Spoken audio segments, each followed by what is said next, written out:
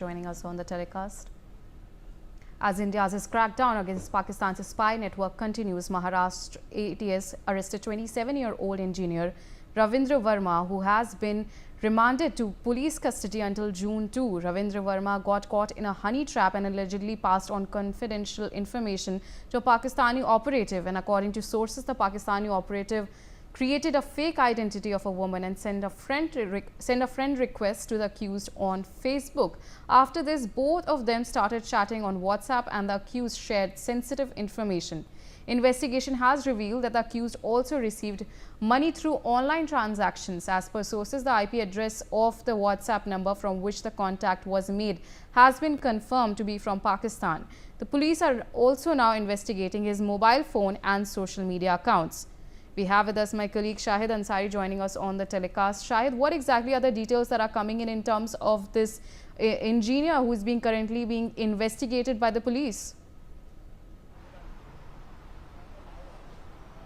रिया, रविंद्र वर्मा जिसकी उम्र 27 वर्ष है, इसको महाराष्ट्र एटीएस ने मुंबई से सटे थाने जिले के कलवा इलाके से गिरफ्तार किया है और उसे जो है कोर्ट में पेश किया है, थाने कोर्ट में, जिसके बाद कोर्ट ने उसे 2 जून तक जो है एटीएस की हिरासत में पूछताछ करने के लिए दिया है।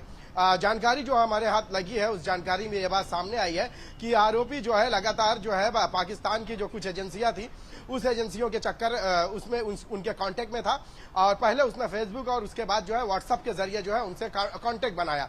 इस कांटेक्ट के बाद जो है उसने भारत की कई संवेदनशील जानकारियां जो है उन लोगों को जो है पहुंचाई हैं और बदले में उसके कुछ पैसे भी जो उसे ऑनलाइन ट्रांजेक्शन किए गए हैं। जानकारी में यह बात भी सामने आई है कि आरोपी जो वर्मा है, यह आरोपी जो है नेवी में जॉब करता था और यहीं से उसे जो है जो पाकिस्तानी जो एजेंसियां हैं, उन्होंने इसको जो है हनी ट्रैप के जरिए अपने चंगुल में फंसाया और उसके बाद से उन इलाकों की जो डिफेंस एरिया है, डिफेंस इलाके की जो है बहुत सारी अहम जानकारियां इससे हासिल की हैं। जिसके बाद एटीएस ने इसके व्हाट्सएप के आईपी एड्रेस और फेसबुक के आईपी एड्रेस वगैरह जब तफ्तीश की तो उसके बाद पता यह चला है कि ये लगातार उनके कांटेक्ट में रहा और यहां से कई अहम जानकारियां वहां भेजा है।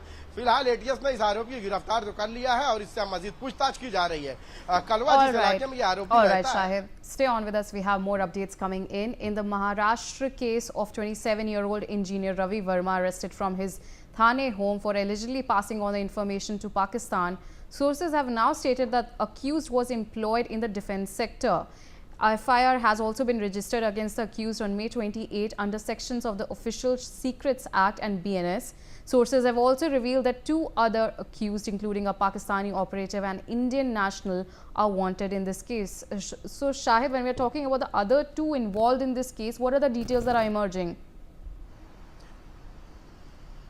जी, जो इस आरोपी की जब गिरफ्तारी हुई तो पता चला कि अभी आपको और मैं एक अहम चीज बता दे रहा हूं कि भारत के और अलग अलग हिस्सों से जो गिरफ्तारियां हुई है, उन गिरफ्तारियों में भी जो है हनी ट्रैप के जरिए ही जो है लोगों को अपने झांसे में पाकिस्तानियों ने लिया है। जो पाकिस्तानी एजेंसी है, उन लोगों ने इनको अपने झांसे में लिया है। इस मामले में भी जो है 2 आरोपी अभी भी फरार बताए जा रहे हैं। एटीएस की जो तफ्तीश हुई है, उस तफ्तीश में यह बात सामने आई है कि एक आरोपी भारतीय है जबकि दूसरा पाकिस्तानी है। और अहम बात यह है कि जिन सूचनाओं को इसने वहां पहुंचाया है, उन सूचनाओं को जो है एक तरह से जो है भारत की खिलाफ जो है पाकिस्तान इस्तेमाल कर सकता है। इसीलिए इसके खिलाफ ऑफिशियल सीक्रेट एक्ट के तहत जो है केस दर्ज किया गया है। एटीएस जो है जो फेसबुक आईडी और जो फेसबुक आईपी एड्रेस और व्हाट्सएप के जरिए जो जानकारी एटीएस को मिली है, उसमें ये बातें सामने आई है कि 2 और लोग जो है इसमें शामिल है। अब जांच का दायरा जैसे जैसे सख्त होते जाएगा रिया, इस मामले में और भी कई गिरफ्तारियां संभव हो सकती हैं, क्योंकि ये काम सिर्फ एक अकेले शख्स का नहीं है। और देखिए, जो पाकिस्तानी एजेंसियां हैं वो ऐसे लोगों को ही टारगेट करती हैं। जानकारी में ये बात भी सामने आई कि इसकी सैलरी भी जो है वहां बहुत मामूली थी और यही वजह है कि वो लोग ऐसे लोगों को पैसों का लालच देकर टारगेट करते हैं जिनसे जानकारियां जो है आसानी से हासिल हो सकती हैं या उनके पास जो है या उनकी जो सोर्स ऑफ इनकम जो है वो बहुत कम हो। कलवा इलाके में, जिस इलाके में ये आरोपी रहता है, वो किराए के घर में रहता है और बहुत छोटे से झोपड़े जैसी घर है और उस घर में किराए पे ये रहता है। अभी चूंकि जैसे इस बात की जानकारी स्थानीय पुलिस को हुई है, Shahid. All right. Thank you so much for joining us on the telecast and sharing those details. Meanwhile, some other news